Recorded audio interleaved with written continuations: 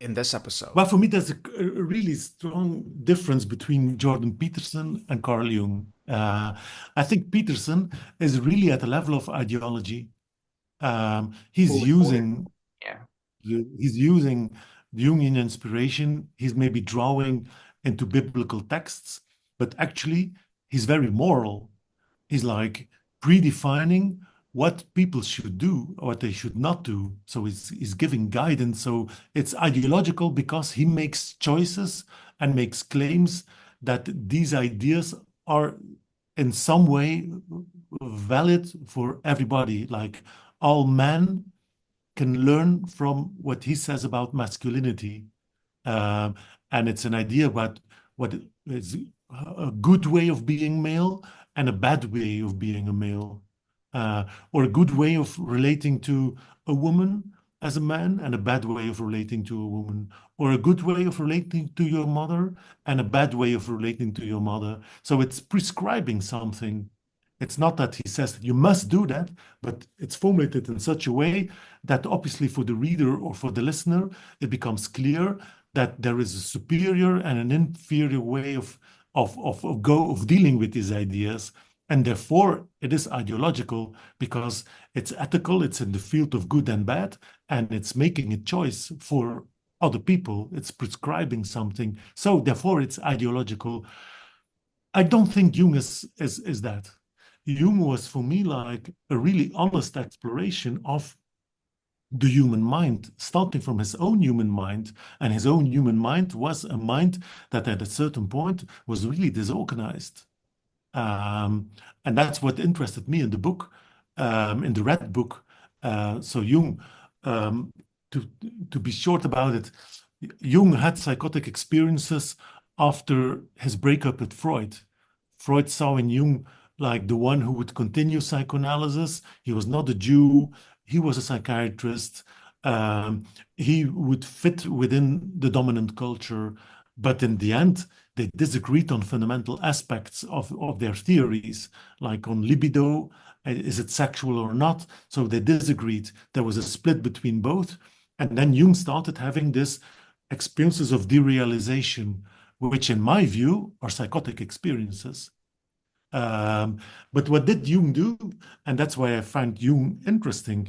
Jung took it seriously. So he took the surprising experience of the overwhelming things that happened to him. So his unconscious was being manifested. He took it seriously and he wrote about it. He started drawing it. So first in black books, little black books, diaries, and then collect these in his red book, which is something like an almost medieval looking manuscript, very beautiful. And it resembles also very much some of the drawings from the Prinzhorn collection. But then Jung says, like, everything about this theory is in that red book. But here we see, like, in my reading, like an honest attempt to learn something from the paradoxes and the difficulties that he's been living through, and he tries to draw a certain message from it that might be valid for other people, but then it starts still from that experience of of chaos, of not knowing, of having had the problem. And that's for me interesting to, therefore he started from the real, in Lacanian terms, like the inconsistency that at a very specific point in his life was so overwhelming. So the real is there, the real that he was encountering at a certain moment. But when we see the ideological use of Jung, well, for me, that's it's no longer starting from that very point. And so therefore, I'm also, and I don't have any problems at all if some people who have had psychotic experiences think that Jung is very inspiring for them. Um, I think they are right.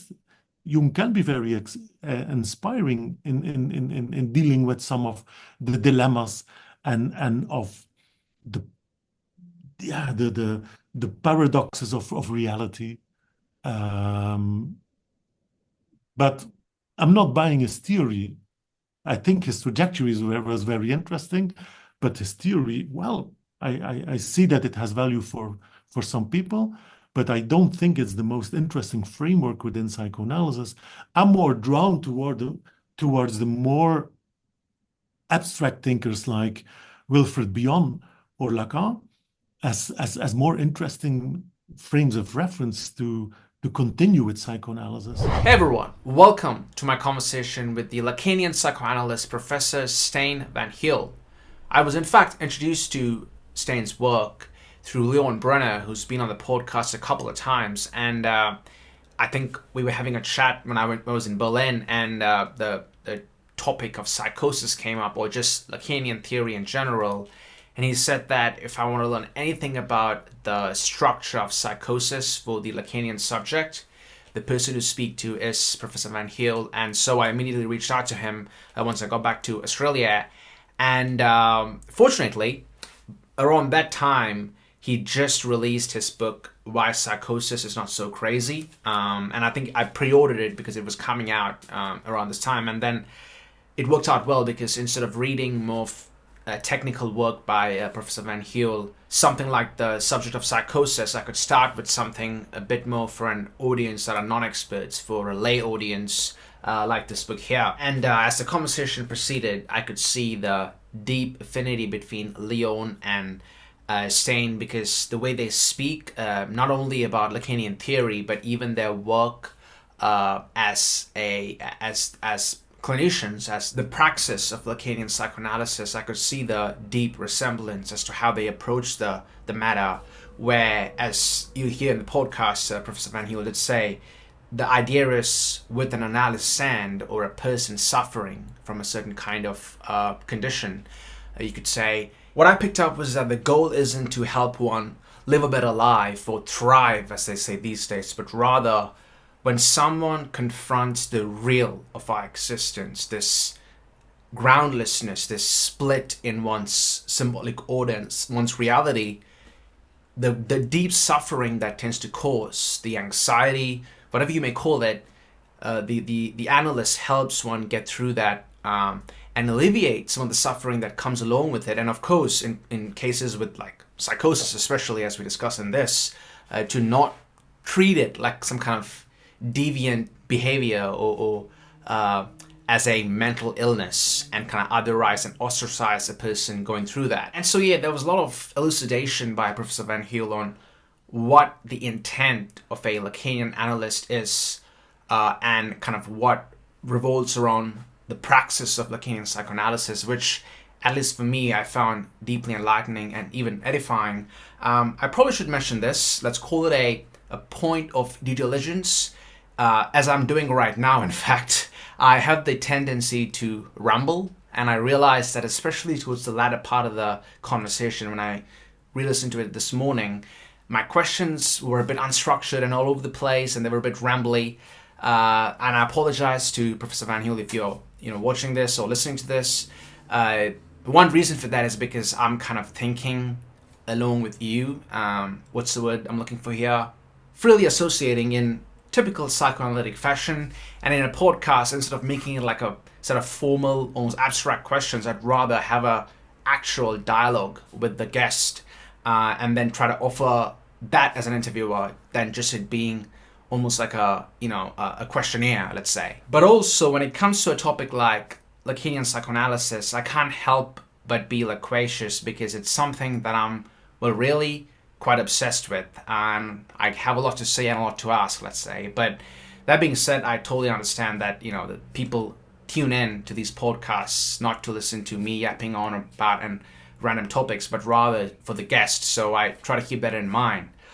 Be that as it may, now, as per usual, a quick PSA. You may be aware that I've mentioned multiple times I'll never have advertisers or sponsors on this podcast. I simply don't have anything to sell you, and I deeply do believe that we live in a society of excess and overconsumption, and I don't want to contribute to that by selling you more things. That being said though, forgive the tautology, we ultimately live in the world we live in, and I can't continue this project and sustain it if I don't have any kind of financial support. So as uncomfortable as this makes me feel, I sincerely would like to ask you to consider supporting this podcast financially. Needless to state, your listenership and viewership is more than enough support. However, if you have the means, please do consider supporting me on Patreon, Substack, or even PayPal. And if you're wondering what are the perks, what are you going to get? Nothing.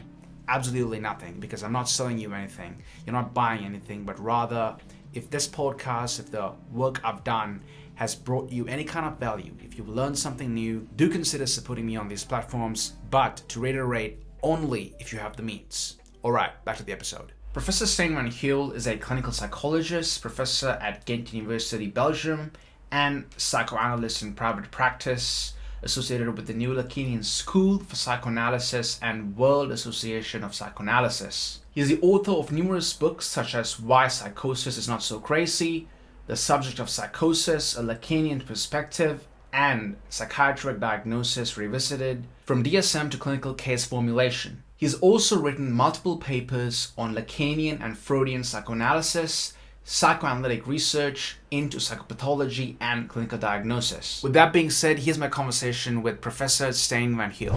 As this is the first time that we're talking, I'd like to start off, Professor, with a bit of a biographical note. And I think I kind of, when I sent you the questions, I kind of misworded it. I kind of said that you did your degree in clinical psychology in the 1990s, late 1990s, and that's that it was immersed with ego psychology. But that was, as you corrected me, more in the 1970s. And by the time you were doing your undergrad, it was more what you would call biomedical psychiatry, or along those lines. But I'd love to know, amidst all of that, what drew you towards Lacanian theory, and not as a mere foray, you in fact became a Lacanian psychoanalyst and become like an expert in the field. So what was it about Lacan, his theory, his praxis, both, that you found insightful amidst the education that you were doing as a clinical psychologist? Yeah. So my clinical psychology training was in Ghent in Belgium. And this was like a very classic clinical psychology program with a focus on psychiatry, and also a strong focus on CBT and on experimental psychology and on the application of experimental insights onto psychopathology.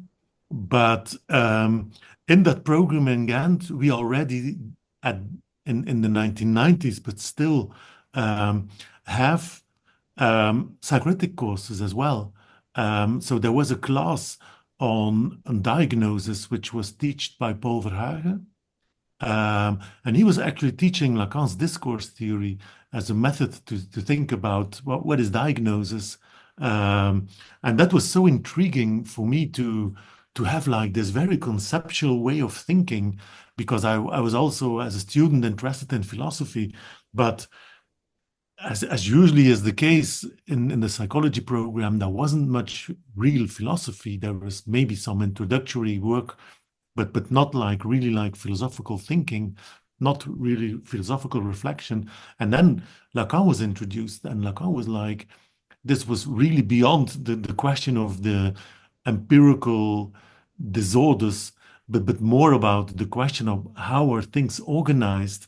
And I found it intriguing. So I had like two professors teaching Lacan. That was Paul Verhagen on the one hand, and on the other hand, there was Julien Quakelbeen, who was a bit older, and he was teaching starting from television, Lacan's booklet, which is of course like a very difficult piece of writing, but he decided to teach that as an introductory text in an introductory class on psychoanalysis, and so commenting on television. And then there was these like intriguing formulations, of course, like there is no sexual relation. the woman does not exist. Um, and so these were all like, as a 20-year-old, I was confronted with these, and I found that intriguing because I had been reading some Sartre, some existentialism, and this was also French, that Lacan, but it was like clearly different. And so that was my first encounter with it. So I had two passionate teachers, and they, yeah, I was intrigued, and pretty early on we started reading Lacan in a cartel with some students, reading seminar one, and not understanding a lot from it, but working on it, and I kind of continued doing that. Yeah, yeah. I mean, in fact, I took the advice of I think this was some online. Oh, I believe it was yes, that was Zizek. I think he said don't start with the Akri, start with the seminars instead. But unlike you, I made the mistake and I jumped. I went straight. I just went online and I ordered the four fundamental concepts. And I was like, I'll just start from there because it looks like good foundational work. And it certainly there is something there. I get a bit annoyed when people get overly critical about like Lacan's style. Zizek says that as a Marxist, those who say Lacan is difficult, that's class propaganda by the enemy. And I, I agree with you. It's I mean, yeah, it is hard, but I think there's something there. And also now, especially with the internet, there's just so much resources for even a neophyte like myself to learn from. Okay, Professor, one thing I'd like, right in the epilogue, you kind of make this almost like a provocative claim. You say that, look, in some sense, at least in, let's say, for lack of a better term, Anglo-American psychology, this ego-centered psychology, egocentric psychology from like the 70s, 80s, CBT, all of that.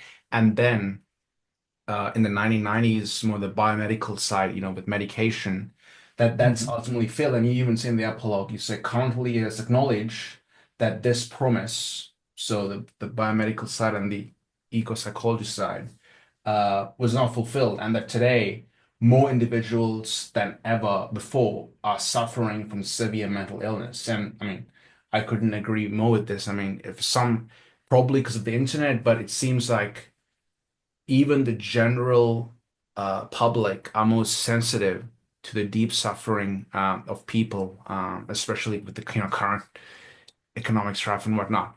So can you speak a bit more as to this notion of suffering? I don't even know how to ask this question, but as a clinical psychologist, how do you view the concept of suffering?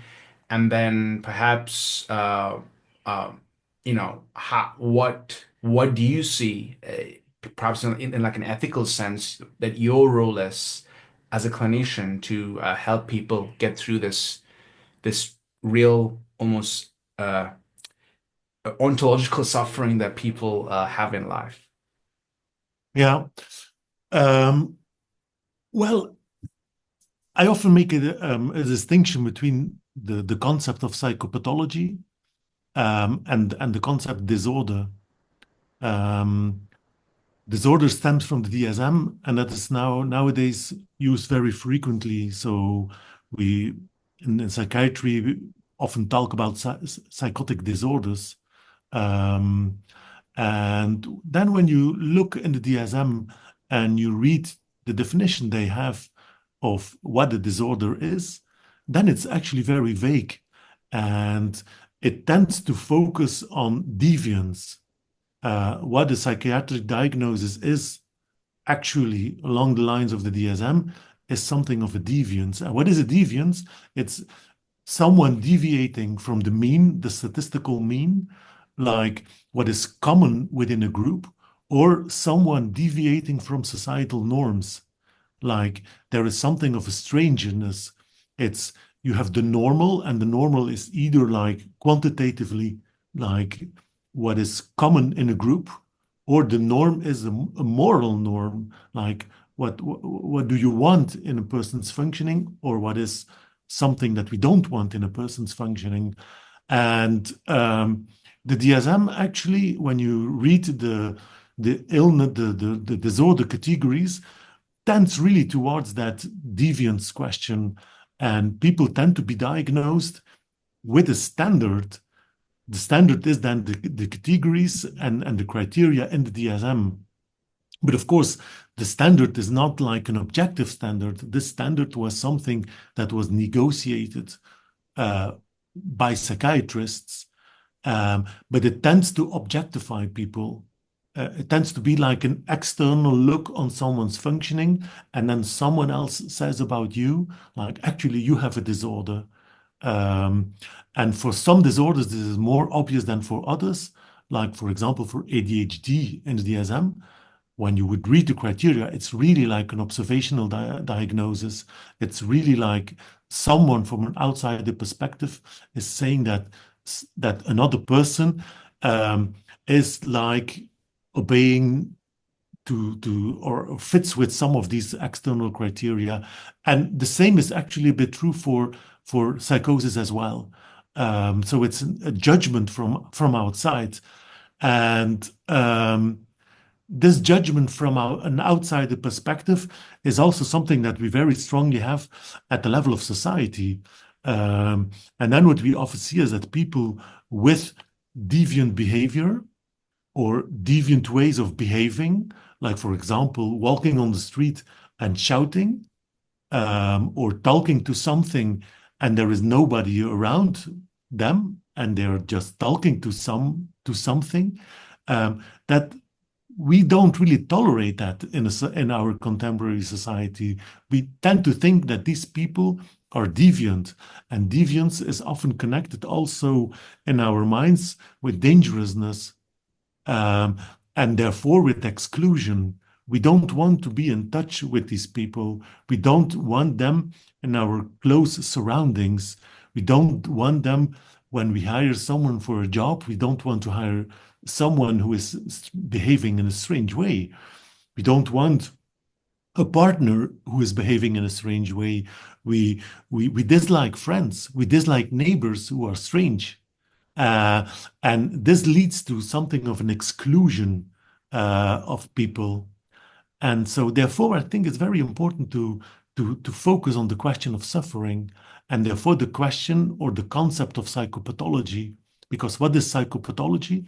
This has the concept of pathos in it. What is pathos? It's the Latin word of suffering.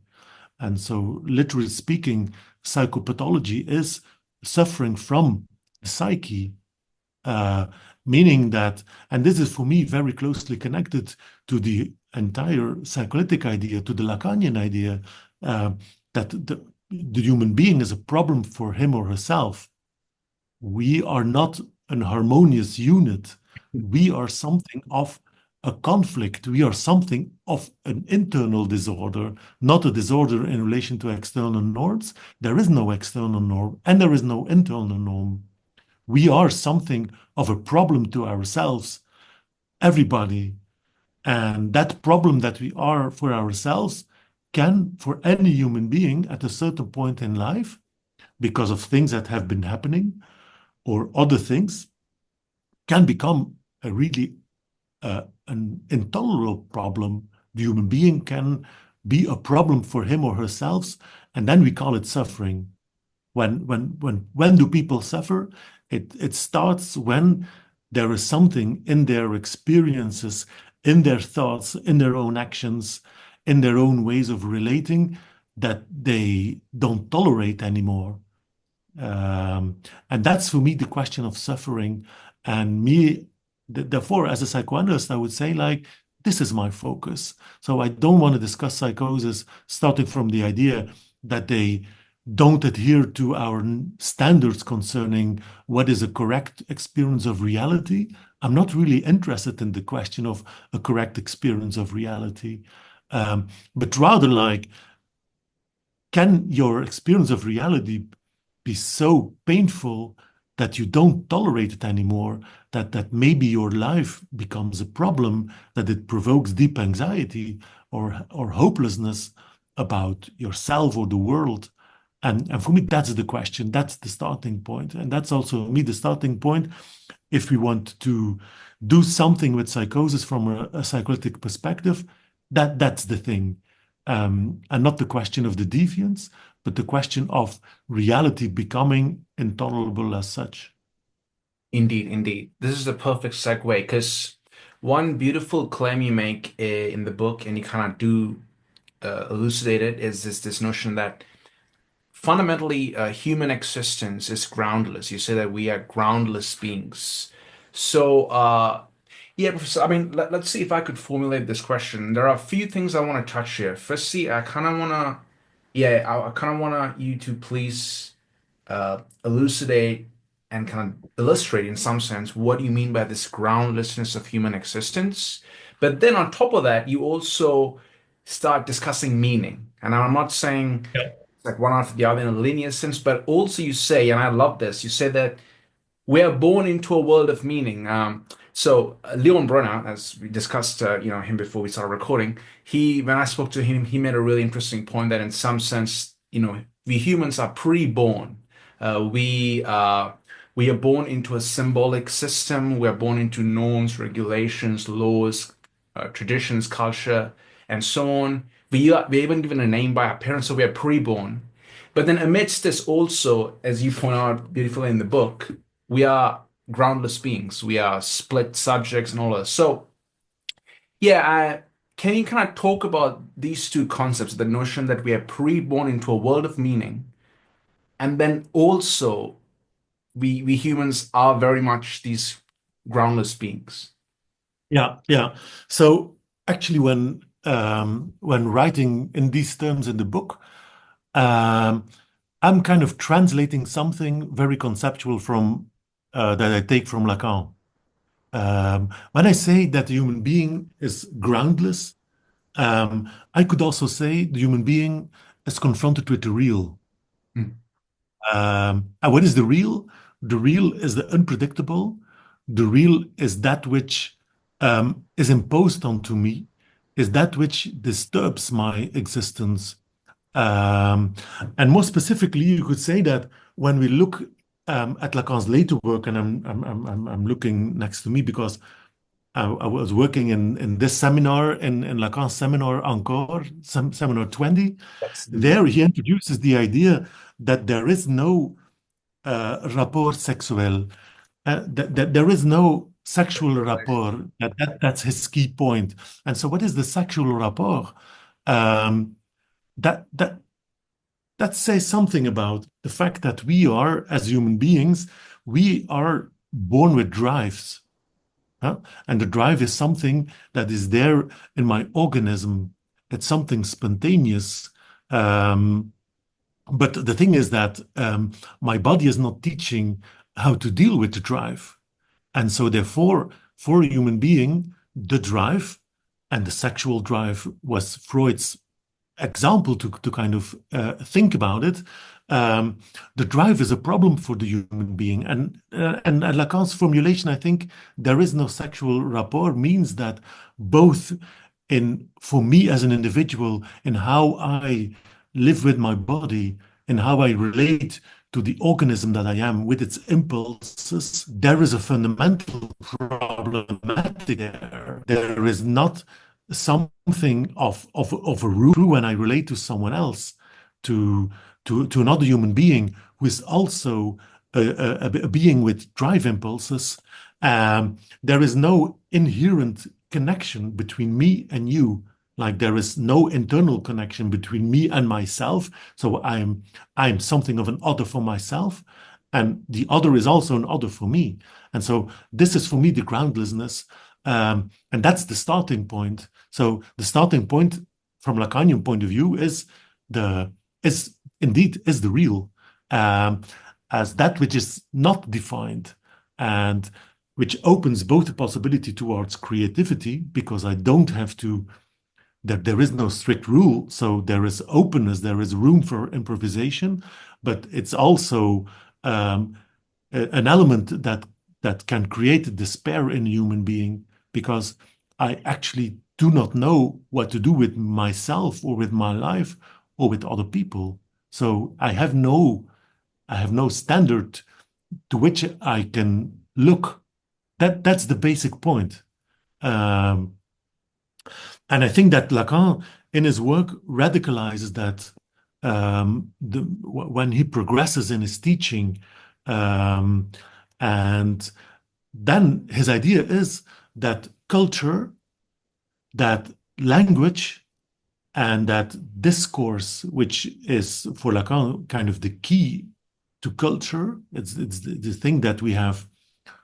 There is some rules in how we speak and interact with one another. That's a way of dealing with the real. So the real is intolerable in its essence, and so therefore we invented culture. Therefore we invented language as a means to try to deal with that. Early Lacan will then focus on the figure of the father. The father in early Lacan is the one who is the guarantee of culture. Like Lacan was from a Catholic background. You have God, and God is the father, and you have the priest, and the priest is the one who is like bringing the message of the Bible to people. And in a paternalistic society, the father is the cornerstone of that. So the father figure is the one who is transmitting the cultural norm to the individual. But in later Lacan, this becomes vaguer. Then it seems like Lacan is more focusing on culture as such and multiplicity at the level of culture. But still, the idea remains that all symbolic articulations that we have, all rituals that we have, all habits that we have in society, in the groups that we live in, these are actually tools that help us to live, to deal, to cope with that intolerable groundlessness, which is actually fundamental to how we function. So this would be what in the triad, the symbolic and imaginary, right? You would say that's Yeah. what helps us. So, Professor, if I could, probably philosophize a bit here.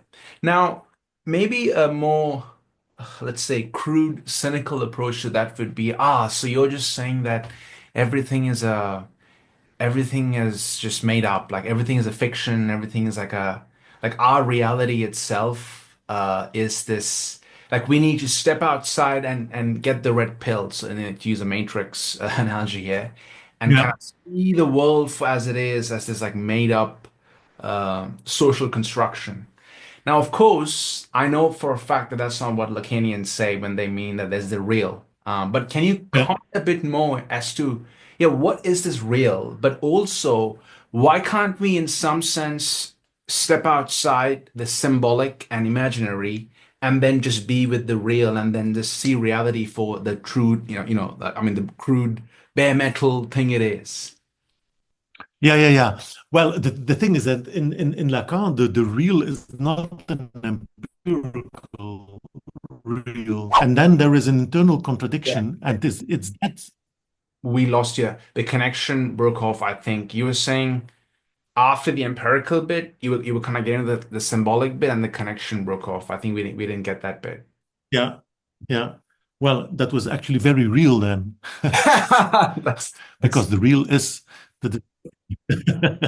that's So your I'm very glad that that gonna was there as an illustration. in That's that that's the real.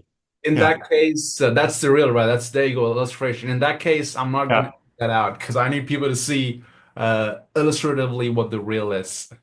Yeah. So I was explaining, and you were not hearing it. That's also interesting. The real occurs at the moment of when we encounter an symbolic, when there is contradictions at the level of the symbolic. At that point, the real needs to be situated, the Lacanian real. So it's not the underlying truth as a material thing that can be discovered. It's rather that within systems of functioning, there will be paradoxes that we cannot explain.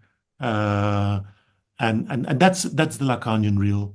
And for example, sexuality is one of these things. That's for Lacan, that's real, because sexuality, we maybe have a partner and we maybe have specific intentions, in relation to that partner, but it's typical for the human being that we can have other impulses, other desires that do not fit that intention that we have towards our partner.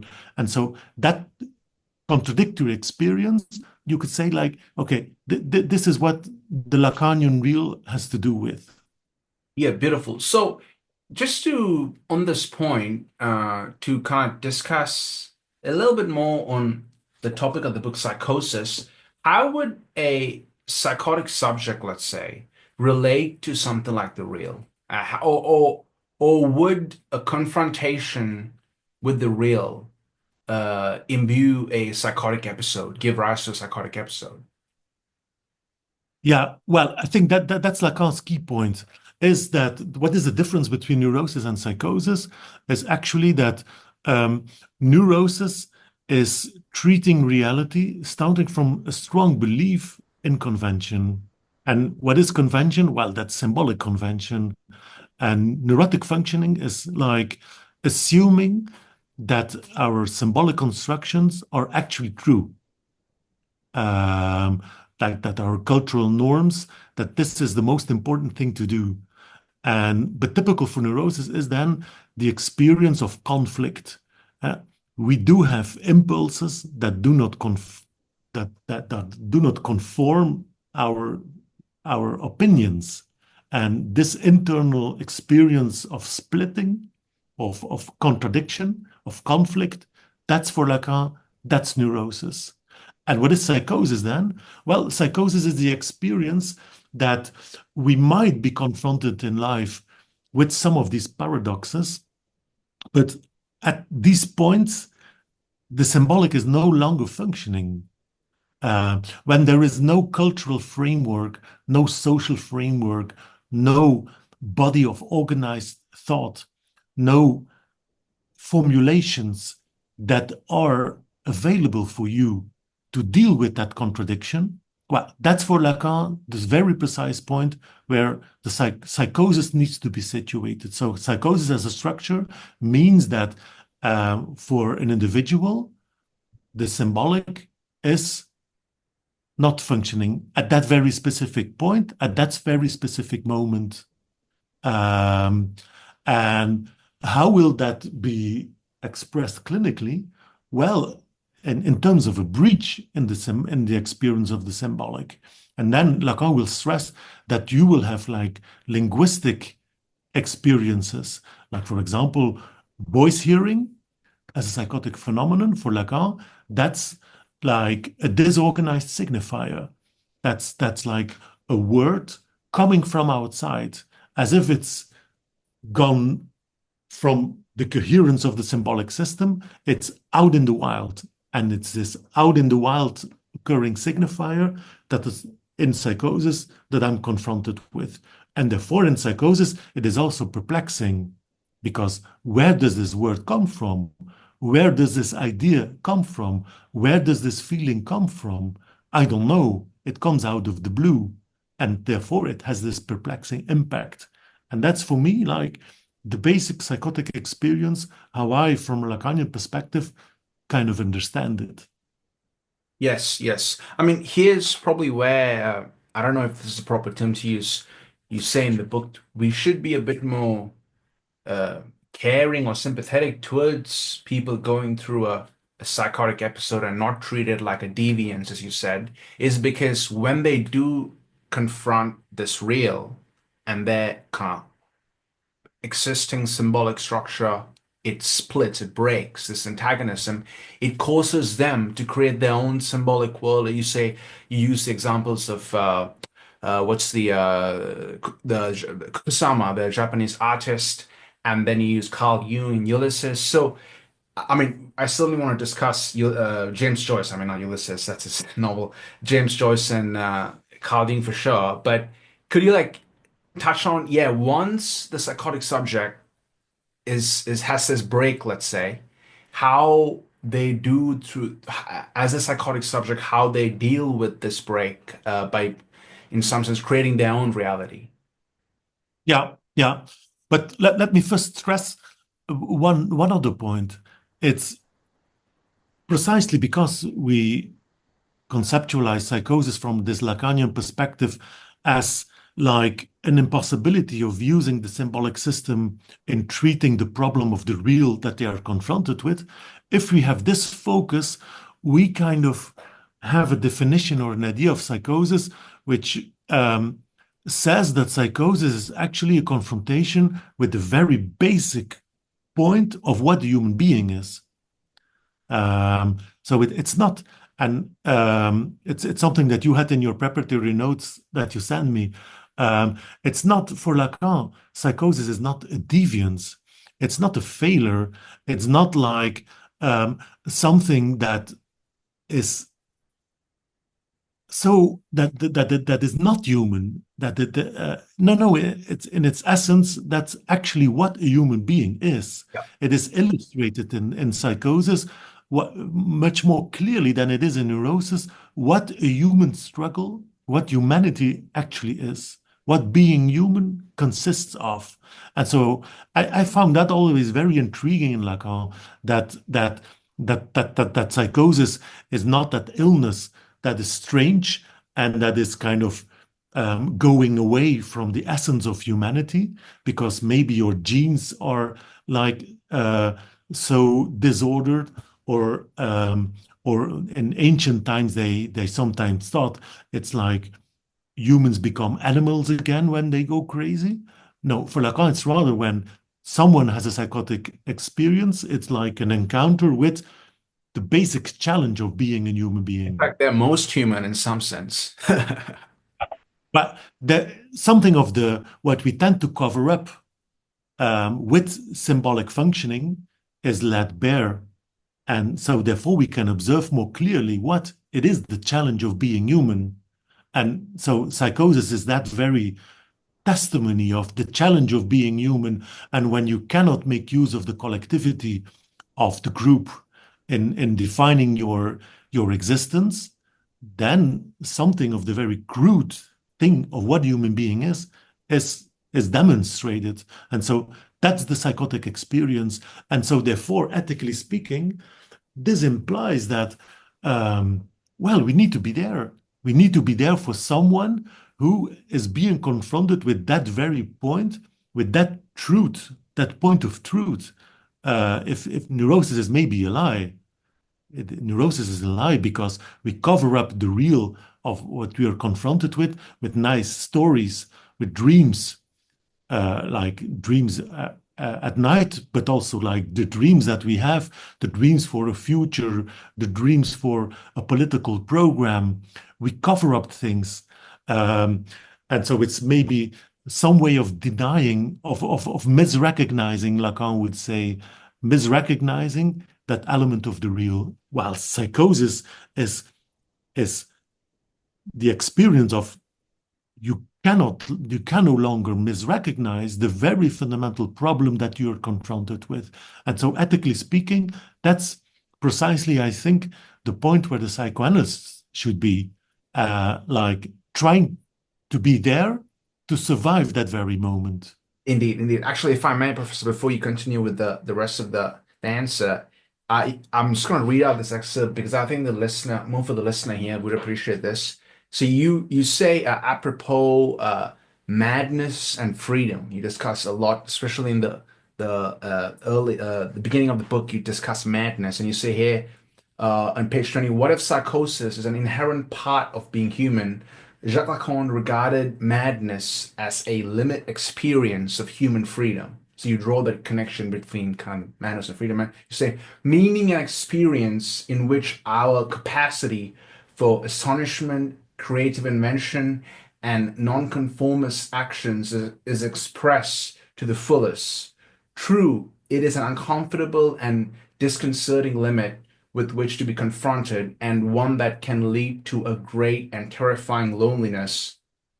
And that was a really important point too, that notion of why we should support people through this episode. And then say that generates a passionate need for connectedness.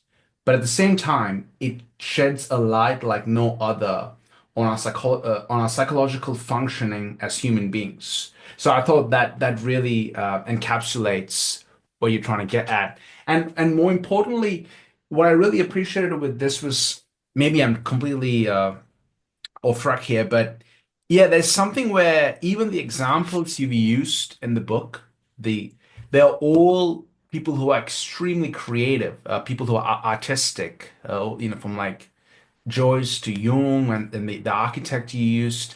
So there is something where it's like this explosion of freedom. It's terrifying, but at the same time, it gives rise to something genuinely new in reality. Yeah. And there's something there. Yeah, yeah. And I think that that's the very idea that psychosis and invention are very closely connected to one another. Mm. Um, and this is not the case in neurosis. In neurosis is more about repetition. Yeah, Neurosis is repeating the canon of the group.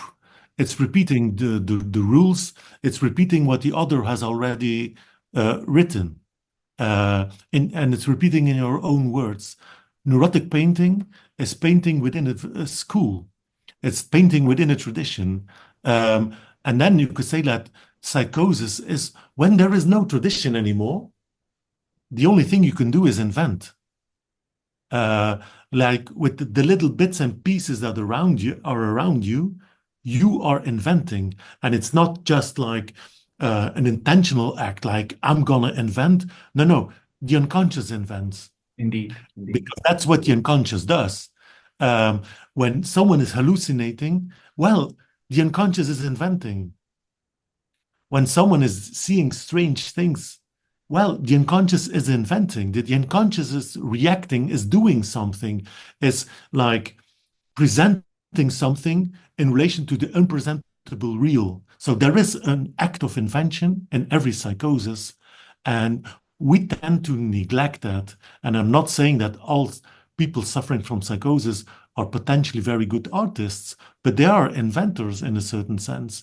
And therefore, I actually decided to start a book with a completely different case, like my case of my patient Mario, who had Down's syndrome and a very low IQ in terms of the group.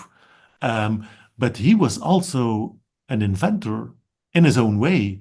Like he was doing funny things. And that being funny and being a little bit strange was a way of inventing things and of breaking the convention of repetitive ways of interacting. And so that's the possibility that is there in psychosis. And of course, when I use examples that are accessible for everybody, because I can, of course, like as a psychoanalyst, speak only from my private practice. And then we have examples that we cannot check. Well, there are other examples that everybody can check. And then we end up like indeed with artists who kind of demonstrate, many of them, like the ones you listed, they went to very difficult episodes in their lives. They went to the moment of having nothing anymore to believe in, having nothing anymore to believe in reality or believe in their own existence. And at the same time, they took something serious. What did they take serious? They took seriously what was occurring to them, what was spontaneously there. And what is it that is spontaneously there for the human being? The unconscious. Because the unconscious is what spontaneously pops up in my consciousness without me as an ego directing the thing that is occurring in my consciousness. So that's by definition the Lacanian unconscious. It's in terms of what you refer to seminar 11. It's something that opens and closes the unconscious. So when it opens, it pushes something into my consciousness. Well, what is being pushed into my consciousness at that point? Well, listen to it, attend to it, pay attention to it. That's the thing that needs to be done, and therefore, it's something that a psychoanalyst should do. We should listen to the persons who have the psychotic experiences, because it is a manifestation of the unconscious, and that's our specialty. We are working with the unconscious. So it's precisely in working with people with psychosis that the psychoanalyst should be, because there, our action terrain of working with the unconscious is very obviously there. Yeah, yeah. Yeah, and also like we're talking about the unconscious here, which is great. I was gonna ask you about this, of course. I mean, I've got a Lacanian analyst here. I gotta talk about the unconscious, but um it's interesting. I mean, notions of kind of what you described just right now, what you laid down. Yeah, this notion, of course, when we talk about the unconscious, I think in our times it's really the Freudian unconscious in many ways we speak of. And then I know like Jung has a different notion of the unconscious, which is like archetypes and more of the substantial unconscious. But then, yeah, I mean, even before Freud, like Nietzsche, Schelling, I mean, even Schopenhauer, there always was this notion that there was like this force, which was the ultimate point, the kind of the epicenter of human freedom, and and in tandem to that was this almost destructive notion of it, where it just kind of comes to your conscious and tells you something, and it kind of leaves. So. It's interesting. I want to ask, just on this note, Professor, like, so I tried to read Ulysses a few years ago and I kind of gave up. It was too hard. I'm going to try again now, maybe in 1 or 2 years, use like an annotated version probably. But like a writer like James Joyce, for instance, and I know like Lacan really did theorize on him and like speak on him, but can you tell us more about James Joyce, like the way he writes, kind of the way he uses language? Is this him trying to deal with this like split in his symbolic reality? And kind of how do you think the unconscious, let's say for James Joyce, plays a role there? Yeah, well, that's a very difficult Oh, question that you ask. yeah, yeah, Yeah, yeah, yeah, yeah. Because here, of course, when you refer to Joyce, I must think about what Lacan has said about yeah. Joyce, Seminar. because it's in his seminar 23 that Lacan returns to the question of psychosis in depth. So Lacan had a seminar in the 50s, his seminar 3, on the topic of psychosis, and then it's later on, 20 years later, that he starts discussing um, psychosis again, and then to many people's surprise, also using James Joyce as an example to ask the question about psychosis.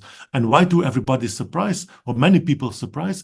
Because Joyce was not like clinically mad. Joyce was maybe like a really particular guy, very peculiar maybe in his own way, but he was not clinically mad. And so that was surprising. James Joyce's daughter, Lucia, she had psychosis. She was treated by Jung, but James Joyce himself not.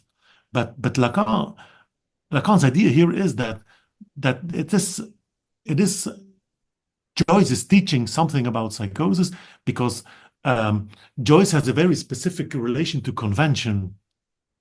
And then we see that, of course, when you read Ulysses, you read a modernist book, but when we say modernism, we already situated within a tradition, within a school. Yeah, it's like Well, so I think that, yeah. yeah, that Lacan is rather pointing, no, Joyce is not modernism, Joyce is Joycean, because it's not repeating something, it's inventing a new language for a very specific problem that he had been confronted with. Um, and so it's not relying on tradition. It's not relying on the father. So it's not neurotic writing in the sense that it's little stories. Because for Lacan, the neurotic unconscious is something and the Freudian unconscious is storytelling. But for Lacan, that's not. Lacan radicalizes the question of the unconscious. For Lacan, the unconscious is surprise, the surprising occurrence of an inconsistent element. That's the unconscious, not the romantic stories, not the story of my aggression, not the story of my sexual fantasies. For Lacan, that's not the unconscious. The unconscious is the surprising occurrence of a symbolic element that is in some way, yeah, baffling for the human subject. And so Joyce is used in that respect. And what will Lacan stress in the case of Joyce? That is that something of the coherence between the symbolic, the imaginary, and the real is disrupted in Joyce's case. Because that these are, of course, like the three Lacanian registers that make up reality. It's because we have this confrontation with the real and we treat it with language and with convention. That's the symbolic, and with the imaginary. And the imaginary is the thing that we create meaning and images around things. So for everybody works along these lines. But then Lacan will say, like, yeah, but in Joyce, there was a very specific point where this knotting together of the three registers was disorganized. And where is it very specifically? Well, Lacan will trace it down to one of Joyce's earlier books, where Joyce describes that as a young man, he was beaten by mates at school, but in such a way that when he was hit by them, he didn't feel it anymore. He heard the hitting, he heard the words they were saying, but he didn't feel it anymore. So it's as if something of the pain experience, something of the affective connection to the body was lost. And then Lacan will say, like, look, there is this very specific vulnerability in Joyce, and it is that the ego, which is the imaginary, tends to flee away, tends to get disconnected from the real, of the organism of the body, and from the symbolic. So the imaginary tends to go away. You could, through that angle, you could look at Joyce's works, because there, of course, as a reader, it's sometimes difficult, especially in Finnegan's Wake, to find meaning. Well, for Lacan, that's exactly the point. Meaning is a bit everywhere. It's playing with meaning, but it's not conventional meaning. Well, it's using convention, but in such a way that everything narrative about it and every standard thing about it is lost. So it's something, it's playing with language, it's playing with convention, but in such a way that convention is no longer there. So it's something of the imaginary that went lost. But then in Lacan's idea, Joyce did not become mad, did not go crazy in a clinical sense of the word, because he found the solution. And what was Joyce's solution is that the disorganization of language that was in some way produced in Joyce, he made an art of it. Like, he started writing in a very specific way, and his specific way of writing was also connected to the recreation of an ego. And the recreation of the ego in Joyce is the fact that Joyce himself thinks that he's an artist, that the things that he's doing with language, the way language very spontaneously pops up in him and he writes it down, well, he thinks that this is artistic creation and that he is an inventor. So for Lacan, that's the imaginary thing. The idea of Joyce that he is an artist is an answer to something of the disconnection between the imaginary on the one hand and the real and the symbolic on the other hand. So Joyce is being confronted with the basic problem that is also always the problem of psychosis, but Joyce is also the one who did not go on the track of developing severe suffering from it, because he invented a solution, and that is what Lacan then will call Joyce has a santom, which is sounding very similar to a symptom, but Lacan calls it a santom, like it's similar to a symptom, but it's not producing suffering. But it's also, just like a symptom is a solution to a problem, well, the santom is also a solution to the problem. Yes, yes. And I mean, here, I probably should mention like the Borromean knot, right? The fact that, like, Yeah. in some sense, Joyce figured out, sounds to too conclusive, but Joyce managed, let's say, to, with these three registers to kind of work through them so that he could just, in some sense, survive and not die from his suffering, in a Yeah. very sense. Um, excellent, Professor. Okay. Now we're talking about the self. I have to touch on this beautiful section where you bring up Descartes, and the notion cogito ergo sum. I think, therefore I am.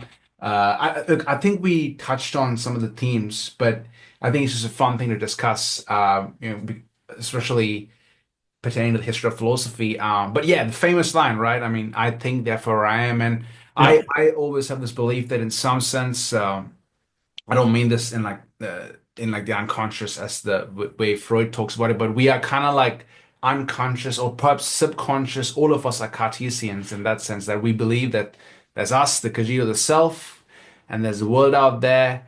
Everyone, all the way from scientists to regular people, have this kind of dualist notion in modern people.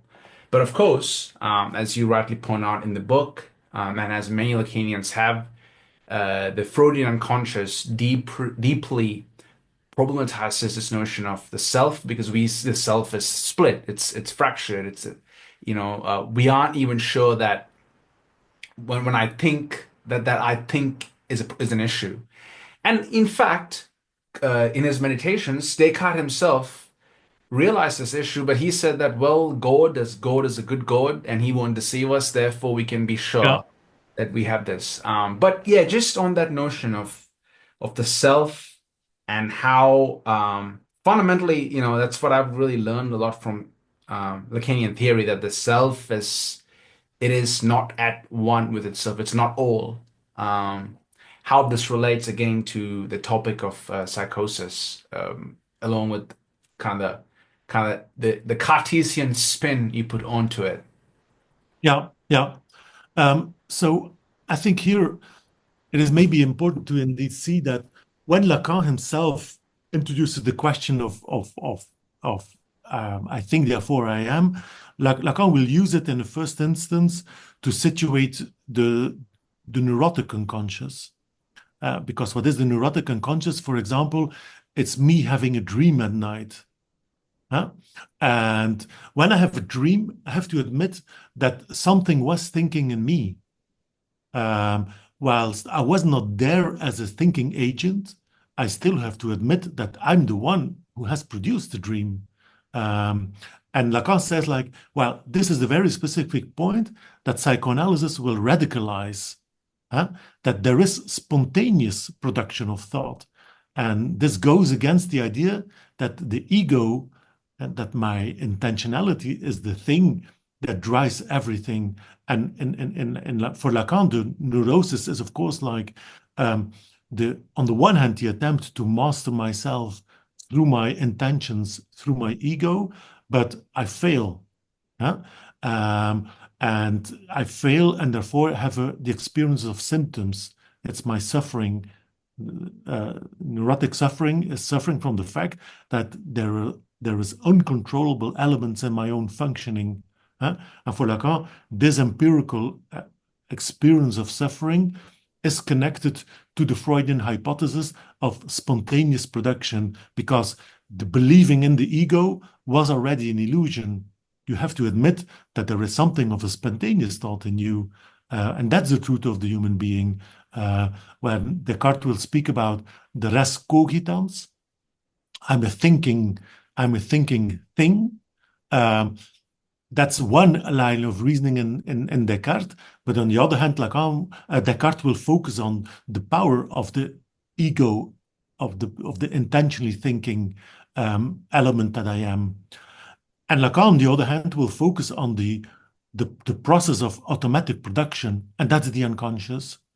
But still, you could say that in that model about neurosis, it's still an internal thing. Like, it's me being confronted with something else in me. And so that's Lacan's notion of the subject. It's a split subject. Within my subjectivity, there is no one line. No, my subjectivity, and that's the truth of the human subject, the unconscious truth, Lacan would say, is the split itself. within myself, I am split. And the split means that always over and again, something automatic will occur in my unconscious. And what is the difference with the psychotic experience of unconsciousness? It's where people start to have the experience that it is not them that is producing this contradictory element. So when I dream as a neurotic, I have the experience that I was the one who was dreaming, and have to admit the fact that it is my dream, and that maybe my dream is a message from myself to myself. In psychosis, something changes in the sense that people start to have the impression that it's not themselves that are speaking to themselves. It's rather like something from outside, and it's not me. It's a foreign element. And then the question is, what is this foreign element? Is it the universe that is speaking to me? Is it God that is speaking to me? Is it the President of the United States that is speaking to me? Is it maybe a ghost that is speaking to me? It's a question, but I'm pretty sure that it's not me speaking to me. And so it's the I experience in the sense of Descartes, I think, therefore I am. There is a thinking in me that is not me. It's spontaneously produced thought, but it's not produced by me. And this is also the experience of people who hear voices. They have the experience that it's not themselves that are producing the voice. No, the voice is imposed onto me, and it comes from outside. And that's, for Lacan, the definition of the psychotic experience. Like, it's the experience that it's not you who is producing this weird element that you are being confronted with. Whilst the neurotic experience is the experience like, indeed, I am the one who's producing the weird element that I'm suffering from. Psychosis is the experience like, I'm not the one who is producing the weird element I'm experiencing from. And so, clinically speaking, that's like a little tool to differentiate neurosis and versus psychosis. Indeed, yes. So, I mean, I guess to put it succinctly, it's more along the lines of, for the psychotic subject, the sense of self disappears in some sense, but then for the neurotic subject, the self still remains, although, as in fact, you said in the interview with Leon that the neurotic subject is kind of stupid, like they kind of fully buy into the symbolic order, and whereas we know, in some sense, as we discussed, there's like a groundlessness to our existence, and Yeah. for the psychotic subject, this groundlessness, as they lose their sense of self, it's more palpable. They really experience it. Um, Yeah. But it also starts very fundamentally, you could say, also in Lacan's theory, there is no self. The ego is already an illusion. yeah, And that's Lacan's key idea in his works on the mirror stage, where his point is like, no, first of all, we are like a bundle of partial drives, and we are a collection of partial drives, and there is no clear unity. But it's only later on that we start identifying with the idea of me or I, but that is not initially there. So that is already an illusion. And in neurosis, this illusion is very stable. I cannot take a distance from the experience of being an I. You could say that maybe Buddhism is an attempt to go through that experience, but it's very difficult. And in psychosis, on the other hand, there is the experience that maybe indeed believing that I am a consistency is an illusion. In psychosis, people come closer to really experiencing that very problematic. indeed, indeed. Yeah, yeah. I kind of want to. It's interesting, It's kind of when you say that the neurotic subject, they really believe it. It's sort of like Yes, you're right. I mean, from the little bit of Lacanian theory I've read, there really isn't a sense like they don't talk about the self, or the self itself is part of the imaginary and symbolic, let's say. So, and the way I understand it is that the imaginary is kind of like a continuation of the mirror stage, Yeah, where through this chaotic mess, in some sense, you start forming a sense of the self, but that itself is an illusion. But then, because of the Borromean knot, at times the real does hit you. I mean, you can't, in some yeah, sense, escape it. And that maybe is a point at where you kind of see this that this is an illusion. Um, yeah, yeah, yeah. Can I just ask a bit of a this is a bit of a speculative philosophical question, Professor.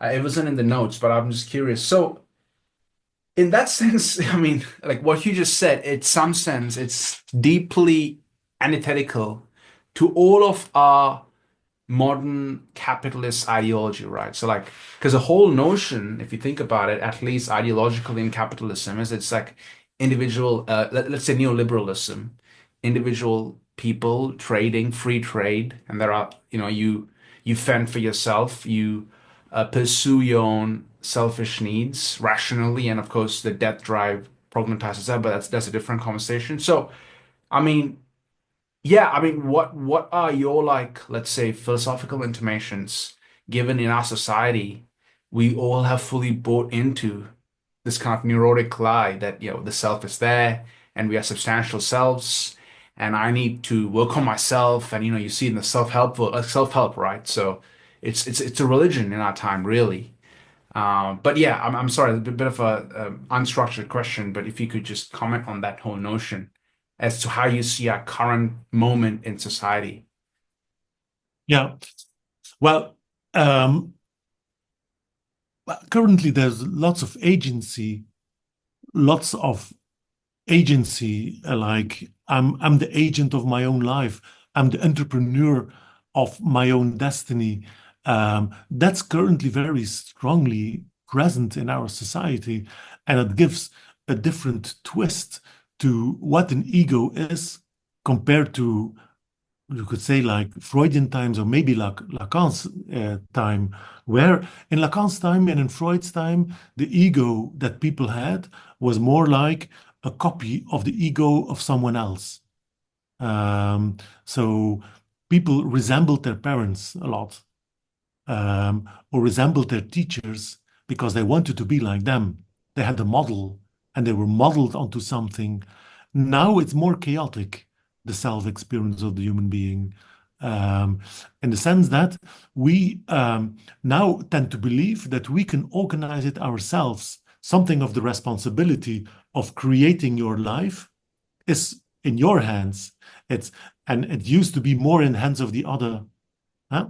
So the contemporary ego is something we have to work on, is something that we have to perfect, to to make more perfect, and indeed, like, therefore the focus on self-help and on self-development, and on self-discovery, as if there is something that of this ego domain that I have to work on. And so there is something of the labor that needs to be done. And so therefore, you could say that from Lacanian perspectives, we are all um, we are all like workers.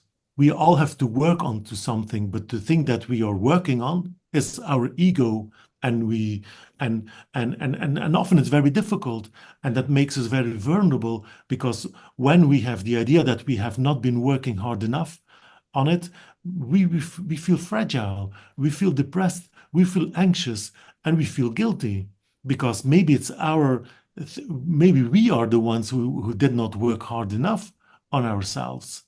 And so we are all individuals struggling with the attempt of building this ego that we try to make consistent. And capitalism as a global system encourages to do so. And capitalism as a global system sells us the little tools that we might use to do it, like the correct training, schooling. Do we have to go to a good college? We have to Yeah. buy the good right stuff. We have Smart to make workers. the right Your decisions, steps. Yeah. but um, also like smart ways of dealing with your emotions, smart ways of dealing with your body, and then we need like smart watches to help us uh, dealing with that body in a correct way. And we tend to believe that we are the ones who are in charge of it. And capitalism sells us the little tools that can help us creating that. But still, it's all within this question of trying to be an ego, trying to be someone who is respected, recognized, and so therefore that's the contemporary neurotic logic. It's the attempt to be someone, but also um, on the horizon we see an ideal image of ourselves, but on the back we see like the horror image of what we might be in a worst case scenario, and we are afraid of the ghost that we are, what we might be, that is hunting us. And on the other hand, we are fascinated by the star, by the beautiful thing that we might be. And so the contemporary ego is within that field of tension of the horror image versus the idealized image. And that's still, you could say, like a similar dynamic. It's still the imaginary ego that is there.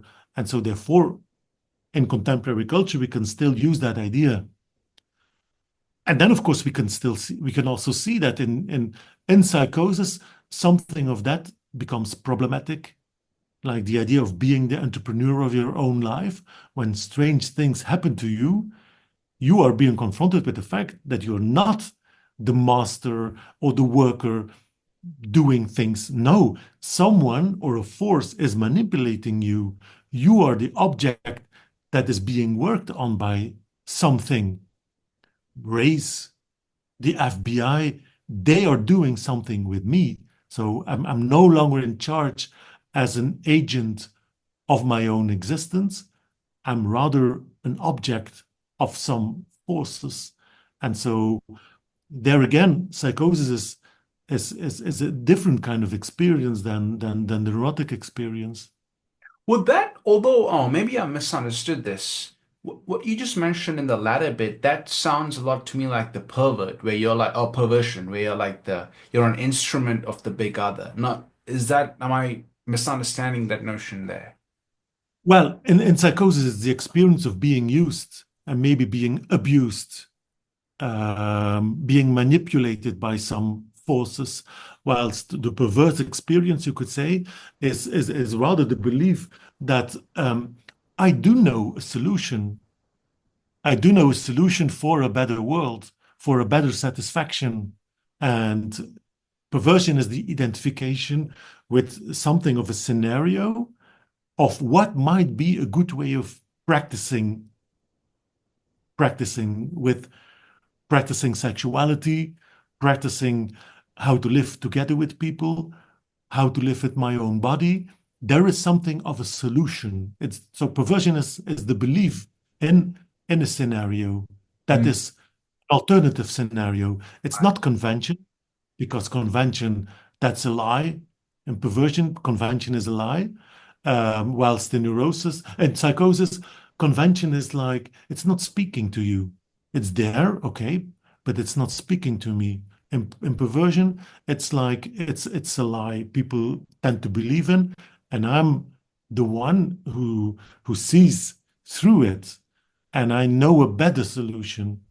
And my little better solution, that's the thing that I will try to sell. So perversion and capitalism, there is a connection. Yeah, I mean, Because it's undoubtedly, selling something. yeah, this undoubtedly reminds me of old mate Andrew Tate, The Matrix. I don't know if you're familiar with, he's like a super misogynistic right-wing guy, and his like his whole thing is escape the Matrix, and he sounds a Yeah, lot, and then come into his world, which is generally like a pyramid scheme and online yeah, selling. So he's giving another moral structure. Yeah, okay. yeah. Well, indeed, the idea of escaping the matrix, and there is an alternative reality that is more correct. That's exactly the perverse strategy. Yeah, yeah. I can see now. Now I'm coming to understand why you wrote a book called "Why Psychosis is Not So Crazy," and not neurosis or perversion. Because now, the more I'm learning about this, it seems to me the most sane one could be is, in fact, a psychotic. If you think of kind of, as we discussed, the groundlessness of our condition. But of course, we know there's no normal human being in Lacanian theory. All right, Sin, I actually want to be cognizant of your time. So I have two more questions. One is on Jung, and the other is kind of like a conclusive thing on the kind of the what an analyst does to deal with a psychotic analysis, let's say. Uh, we might go a bit over time. Is that okay? Maybe 5 or 10 minutes? Or Yeah, have you got, yeah. No, is no. it's fine? Yeah, it's Okay, okay. awesome, Yeah. awesome. All right, so obviously, I won't leave the best for last, and I thoroughly enjoyed chapter 5 on Carl Jung. And yeah, it was really fun reading, and you discussed like Jung and the Red Book. But before we get to what you outlined in the book, I'm just curious, a bit of a tangential point, let's say, or an ancillary point. Why would you say you're a Lacanian and not a Jungian? I mean, this is a huge topic, I know, but just personally, if you could comment on this, like, why do you subscribe to Lacan's ideas and not like the way Jung views the unconscious and archetypes and all that? Yeah, yeah. Well, I would say that Jung and Lacan um, took a really different direction in how they started from the Freudian unconscious. Uh, Lacan's main criticism or Lacan's elaboration of the Freudian unconscious will be that for him, the Freudian unconscious is a myth. Oedipus complex, these are just little stories. And Lacan is interested in what is the paradoxes, what is the underlying problematic that is there. Like, for example, there is no sexual rapport. That's for Lacan the key of the unconscious. Um, and so it's like little real problems. That's the key that he's interested in. So a bit away from the narrative of the unconscious. And then you could say that Jung goes the opposite way. Jung goes in the direction of telling the story of human life, telling the story of the human unconscious, the complexity, the multiplicity of what the unconscious is. So Jung goes in that respect in the direction of the imaginary, huh? And Lacan goes in the direction of the real, when both treating the unconscious as a symbolic thing, which I think was what Freud first discerned. So I'm not saying that Jung is an idiot, and I'm not saying that in Jungian analysis that there is it's not relevant. No, I do think that the Jungian myths and Jung's focus on the archetypes, it is saying something, but it's very mythical. And therefore, it's very, probably very colored by time and cultural contexts. And the current way in which Jung, in some context, is being used as universal fits very well in the Western imperialist way of imposing a model of the mind. Phallogocentric, to use a term by Yeah, Derrida, Yeah. yeah, yeah. Um, and it's so it fits very well within a certain imperialistic moral way of thinking. And I'm maybe it's not Jung, it's the way Jung is used. And I have my concerns about it. Uh, and Lacan, on the other hand, it tends to be very abstract and dry. But in the end, I prefer something of that abstraction as as orienting for myself in thinking about the human mind, rather than going into the direction of what might be more ideological. Um, Yeah, I think, I mean, the first person I spoke to who was a practicing psychoanalyst, she was Jungian, and yeah, I mean, really interesting ideas. But then I couldn't help but in the back of my mind while talking to her. This was years ago, before I even had a podcast. It was just a casual Zoom call. Realized like it just how although like how can you make this kind of like universalistic claim about reality and the cosmos, these archetypes and all that? Because as you pointed out, it seems specific to a very particular culture, very particular point in time. And then if I could ask you this, you said something very interesting there. You said maybe it's not really Jung, maybe how people use Jungian ideas. So like probably the most famous Jungian in the world right now are Jordan Peterson. And as you know, he has like his biblical series and he uses like these biblical stories. And interestingly, what he's trying to do is like try and derive some, you'd call it wisdom or like substantial moral teachings from these and kind of see how you could apply them to your life. But then also through that, he universalizes them into like, this is how reality is. So Mhm. on along the lines of a conversation, like, okay, I guess I'll ask this in a bipartite manner. Number one, how would you respond to someone doing something like that through myths and stories? And number two, is that also something what a psychotic would do, where they kind of take the fractures of their own life and then they create this new story exactly as to how Jung did, as you point out in his Red Book? Yeah, yeah. Well, for me, there's a really strong difference between Jordan Peterson and Carl Jung. I think Peterson is really at the level of ideology. He's Fully. using Yeah. he's using Jungian inspiration. He's maybe drawing into biblical texts, but actually, he's very moral. He's like predefining what people should do, what they should not do. So he's giving guidance. So it's ideological because he makes choices and makes claims that these ideas are in some way valid for everybody. Like all men can learn from what he says about masculinity.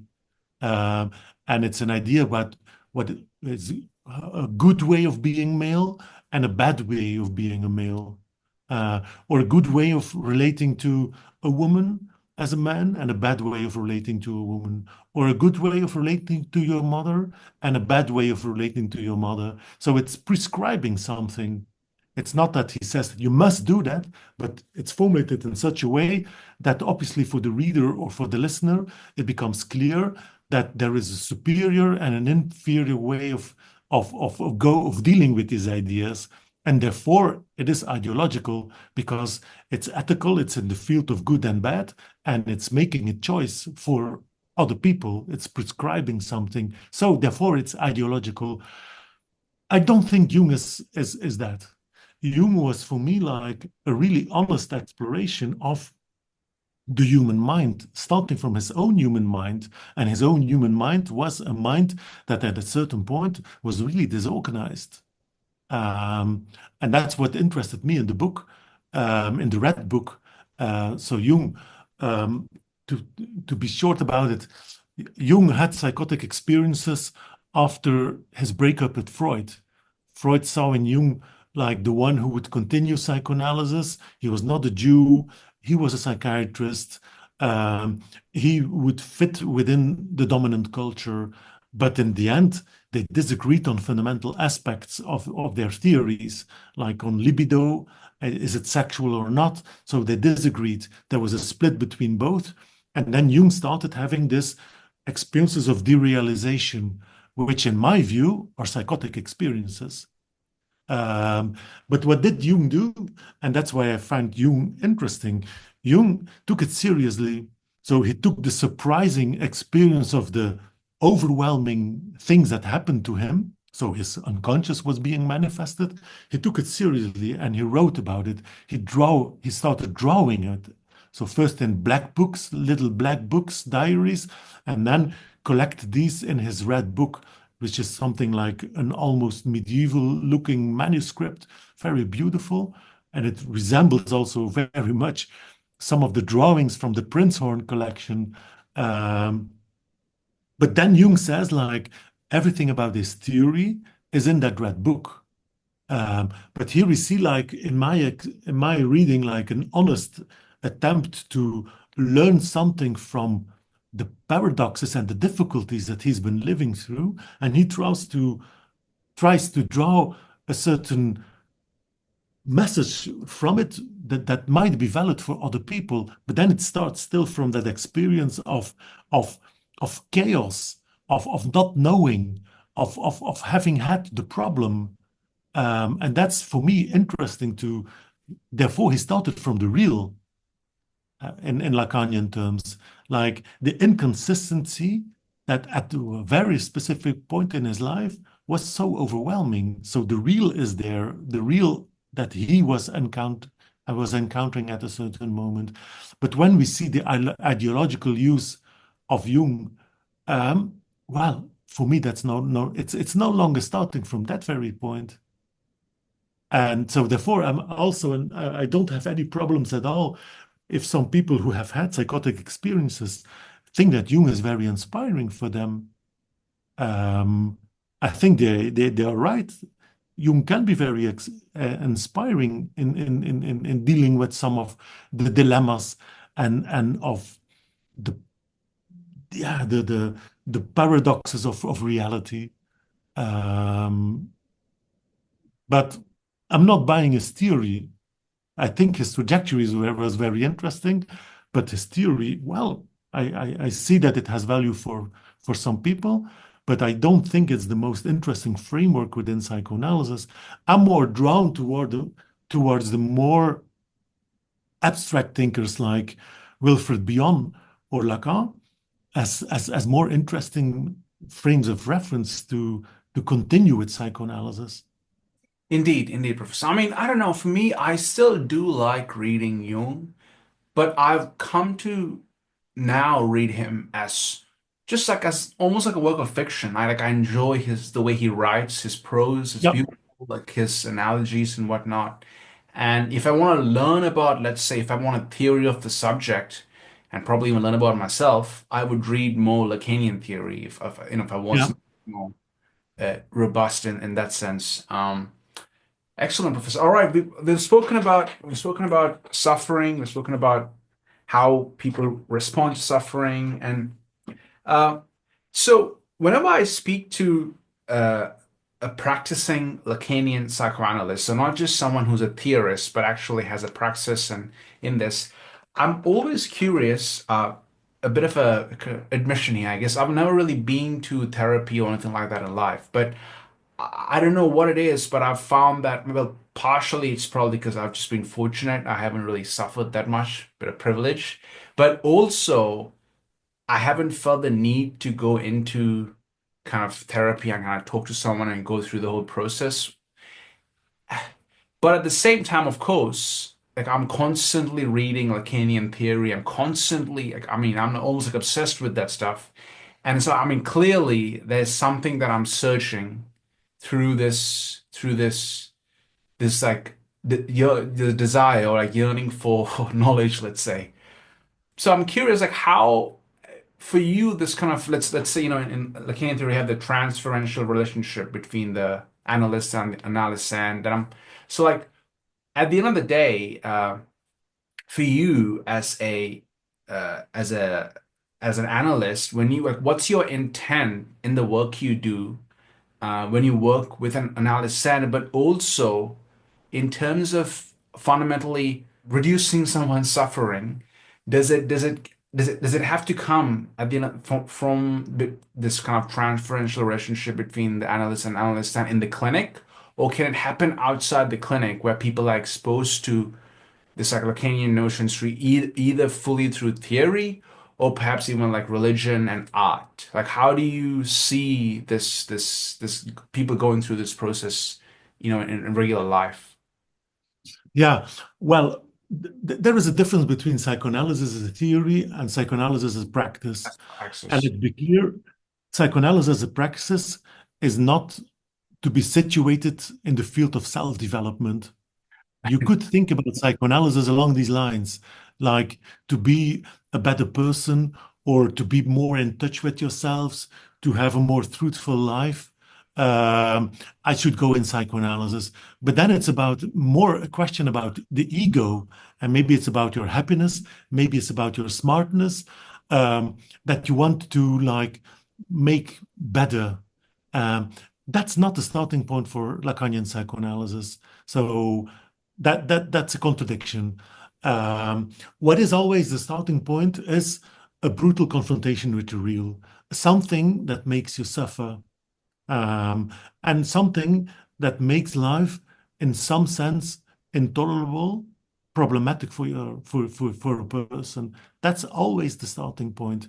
And Lacanian psychoanalysis only has the aim of not letting people alone with that thing, and trying to, through an encounter, and that's the transference, through an encounter, to be there with someone in relation to that very real point that they have been confronted with. And then using speech and speech, talking about these things, trying to find a way out that makes life livable again. That's the praxis of psychoanalysis. And then, of course, there is a theory of psychoanalysis, which is a theory about, more broadly, about the human being, about how the mind is working, how reality is organized, about social relations. It has implications for philosophy, for social sciences, for the arts. And that's something else. Like, both are connected, both are clearly connected, but people don't necessarily have to work on both domains. Yeah, you can work as a critic within the field of psychoanalysis. You don't have to be a clinician. You don't necessarily have to have done a psychoanalysis yourselves, but it is a possibility. It is a possibility that is only starts to be relevant the moment there is a problem in your life. And that's where psychoanalysis becomes relevant. Indeed, indeed. I mean, let me just ask you one last question. Sorry, I know we're going a bit over time here, but I mean, there's this notion in our culture, right? I mean, I'm sure you see this a lot as a therapist. Like, they call it therapism. Like, everyone I know is seeing some kind of therapist, or like it's almost like seeing that therapist is like a regular part of their routine. I go to the Yeah. gym, I eat healthy, I'm on a keto diet, and I got to do my therapy. So it's like, so, and I've always found there's something problematic in that, in the exact reason that you said, which is that Lacanian, okay, let's say Lacanian psychotherapy, it's not about developing yourself and becoming like a high performer or any of that, but rather, and I can now see why Leon was drawn towards your work. Even he said this, it's about alleviating one's suffering when they confront this kernel of existence. So I mean, what are your views on the current like therapy model in contemporary society? Because as far as I know, apart from people I've met online, rarely do I meet people when they speak of therapy, they mean Lacanian therapy. They just mean some other form of therapy. So what are your views on the current like zeitgeist, let's say? Yeah. Well, of course, like, I think we are in a therapy culture, because it's very difficult as a human being when there is no sexual relation, when there is this groundlessness. You have the challenge of doing something with it, and that's terrifying. And anxiety and depression and addiction are the most common mental health problems in the Western world. For me, that's not a surprise, because we are all confronted with that groundlessness, and we all do not know. And then people tend to look for someone who can help them with that not knowing. And nowadays we have therapists who make money out of that. But they are often more like counselors, in the sense that they direct people a little bit in what they can do in their lives. It's not that they are prescribing, but they are like paraphrasing a little bit what you're struggling with, and helping you a little bit in organizing your thoughts. And along these lines, you can live your life. And that's how in our contemporary society it goes. Therapists are used for to a strong extent for that. A kind of psychoanalysis, I think, is the idea that something else is possible, that maybe therapy, okay, that's therapy, but psychoanalysis is something else. It's not that I have something against therapy. If it helps people to survive and to live, well, I'm fine with it. But psychoanalysis is something else.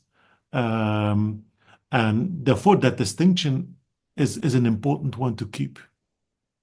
Indeed, indeed, Professor. I mean, yeah, I mean, I guess what I'm trying to understand, and what I'm learning here is to not treat therapy as like your personal train. I mean, you can if it helps you to get along with your life, but understand that there's something a bit different when we speak of like, let's say, Lacanian psychoanalysis. So, yeah, this has been wonderful. Thank you so much for your time. I won't hold you any longer, given where we went over time here. And yeah, thanks for the book. What are your other upcoming projects, Professor? Like, what are you currently working on? Well, together with Callum Neal and Derek Hook, I'm currently, we just started editing new volumes on reading Lacan's work. So we have 4 volumes already on reading Lacan's écrits. And now we are starting like volumes on reading Lacan's autres écrits. And so that's one project that we are now working on. I'm writing a couple of the chapters, but we are, of course, like reviewing all the chapters that people send in. So that's one thing. And on the other hand, um, I'm now starting with a new book project in which I would like to write an introductory work on psychoanalysis. Mm, So, say for people who maybe are interested in psychology but never thought about Lacan, never mm, thought about psychoanalysis because psychoanalysis is outdated. Um, but why would I say, as a psychoanalyst, well, maybe it's worth the effort to look at it. yeah. Something of a book like that. So for people really coming from like being trained in evidence-based thinking and drawn to scientific explication, a scientific explanation, and not to speculative things about psychoanalysis. So so Well, something like that. Yeah. I've got myriad emails from listeners of the podcast who said, yeah, I was, who kind of moved, who kind of always thought psychoanalysis was, for lack of a better term, bullshit, and now they're coming to realize that it's kind of making a comeback because it seems that, as you point out, the rate of, they call it what, the deaths, I think social psychologists call it deaths by despair. People are really Yeah. suffering in that sense, and what's in the market right now seems to not work. So people are looking for alternatives. Excellent. And also, yes, Callum Neal, I read his book by Routledge, the Lacan, the Basics. So like yourself, it's a very Yeah. introductory, brilliant, brilliant read.